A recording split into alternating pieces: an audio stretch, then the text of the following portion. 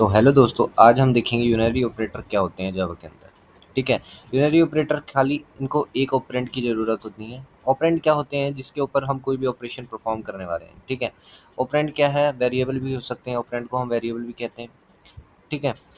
और देखिए, ये किस लिए इस्तेमाल होते हैं यूनरी ऑपरेटर? या तो वैल्यू को इंक्रीमेंट करने के लिए, डिक्रीमेंट करने के लिए और निगेट करने के लिए। ठीक है।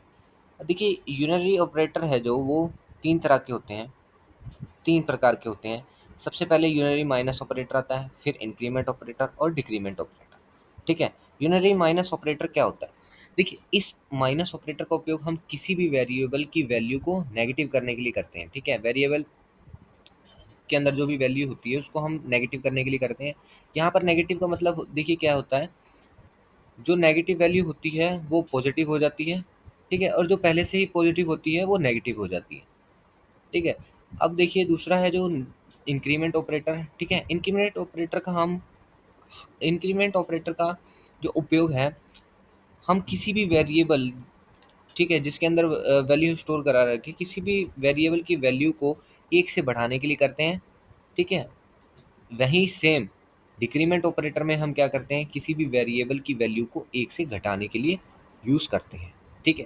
तो ये था इनका बेसिक कि क्या-क्या इनका यूज़ेज़ है, कैसे-कैसे ये काम करते हैं। ठीक है। यहाँ पर देखिए आप, इंक्रीमेंट ऑपरेटर जो मैंने लिख रखा है, इंक्रीमेंटिंग द वैल्यू बाय 1। ठीक है। 1 से इसको वैल्यू 1 से बढ़ा देते हैं जो भी इसके अंदर स्टोर है। बट इसके अंदर भी 2 कैटेगरी आती है, यहाँ पर थोड़ी-सी मिस्टेक हो रखी है। ठीक है।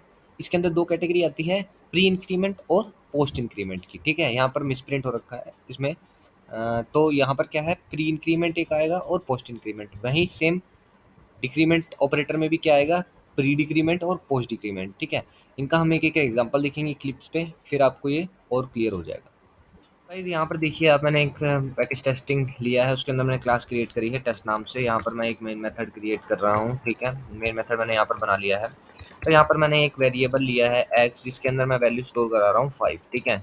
इंटीजर टाइप का है। यहाँ पर मैंने एक वेरिएबल एक्स लिया, उसके अंदर वैल्यू स्टोर कराई है मैंने ये 5। ठीक है। यहाँ पर एक और मैं ले लेता हूँ रिजल्ट। रिजल्ट वेरिएबल लिया है, जिसके अंदर मैं करा रहा हूँ प्री इंक्रीमेंट। ठीक है। एक्स की वैल्यू का, जो एक्स की वैल्यू है उसका मैं प्री इंक्रीमेंट करा रहा हूँ। ठीक है। तो यहाँ पर लिख देता हूँ मैं प्री इंक्रीमेंट। ठीक है। उसके बाद यहाँ पर इसको हम करते हैं प्रिंट आफ्टर प्री, क्या रिजल्ट आता है हमारा। ठीक है। तो देखिए यहाँ पर हो क्या रहा है, प्री इंक्रीमेंट कैसे काम करता है। यहाँ एक्स के अंदर हमने 5 स्टोर कराया है। ठीक है।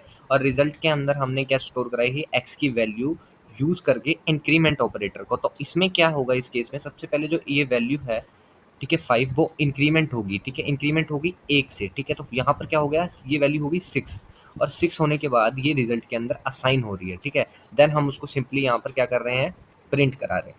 तो ये देखिए, इंक्रीमेंट प्री इंक्रीमेंट ऐसे यूज़ होगा, और ये आपकी जो वैल्यू है वो इंक्रीमेंट हो गई है 1 से।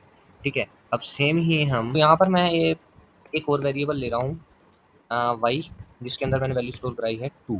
ठीक है। उसके बाद यहाँ पर एक और वेरिएबल ले रहे हैं रिजल्ट, लेते हैं रिजल्ट 2 के नाम से, जिसके अंदर मैं वाई को पोस्ट इंक्रीमेंट करवा के असाइन करवा रहा हूँ।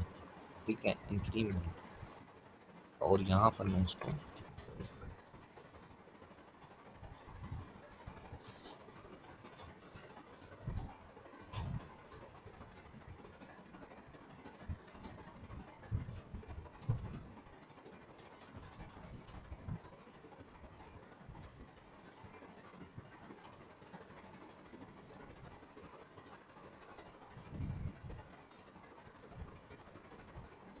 तो यहाँ पर देखिए गाइस, अभी मैंने क्या कर दिया, वाई के अंदर मैंने एक वैल्यू ली है 2। ठीक है। जिसको मैंने यहाँ पर पोस्ट इंक्रीमेंट ऑपरेटर यूज़ करा है बाद में, और उसको मैंने रिजल्ट 2 के अंदर असाइन करा है। तो यहाँ पर देखिए क्या होगा कि जो वाई की वैल्यू थी 2, वो रिजल्ट 2 के अंदर पहले ही असाइन हो जाएगी इंक्रीमेंट होने से। ठीक है। यानी कि ये इंक्रीमेंट नहीं हुई है, और इंक्रीमेंट होने से पहले ही क्या है, रिजल्ट के अंदर असाइन हो गई है। तो जो वाई की वैल्यू है वो क्या है, एज इट इज सेम रहेगी पोस्ट इंक्रीमेंट के केस में, क्योंकि जो हमने इसको असाइन कराया है वो हमने क्या नाम है, पहले ही करवा दिया है असाइन और उसके बाद ये इंक्रीमेंट हुआ है। बट प्री इंक्रीमेंट के केस में क्या था, पहले वैल्यू जो है वो 1 से बढ़ेगी, देन उसके बाद किसी भी और वेरिएबल के अंदर असाइन होगी। तो अब इस केस में क्या है, जो y की वैल्यू हो वो सेम ही रहेगी जो हमने पहले दी है। देखिए, देखिए आफ्टर पोस्ट इंक्रीमेंट जो y की वैल्यू थी वो 2 ही है एज इट इज़। ठीक है, अब देखेंगे हम, अगर y को प्रिंट करते हैं तो देखना y के अंदर चेंज आता है कि नहीं।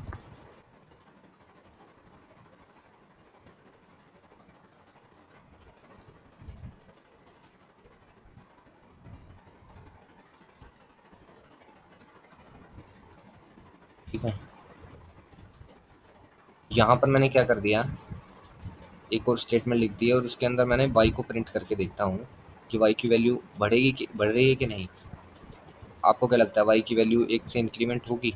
हाँ, ज़रूर होगी, क्योंकि ये पोस्ट इंक्रीमेंट है, पहले यहाँ पर मैं असाइन करा चुका हूँ, बट जो y की वैल्यू है वो बाद में इंक्रीमेंट होगी 1 से। देखिए यहाँ पर हो गई ना।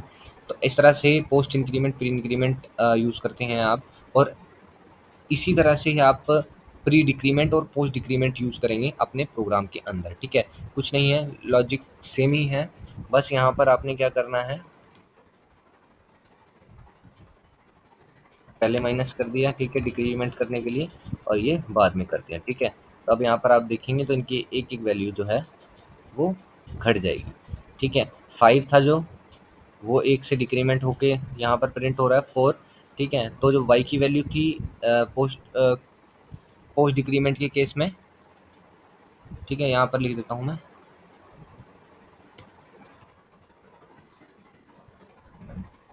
Post decrement decrement. ठीक है, और जो y की वैल्यू थी, ठीक है, सबसे पहले असाइन होगी रिजल्ट के अंदर, इसीलिए पहले केस में क्या है वो चेंज नहीं हुई, बट जब हमने उसको दोबारा से प्रिंट करा तो y की जो ओरिजिनल वैल्यू थी वो 1 से क्या है डिक्रीमेंट हो गई है। ठीक है, तो दोस्तों सब्सक्राइब करें चैनल को ऐसे ही और वीडियोज़ के लिए। Thank you.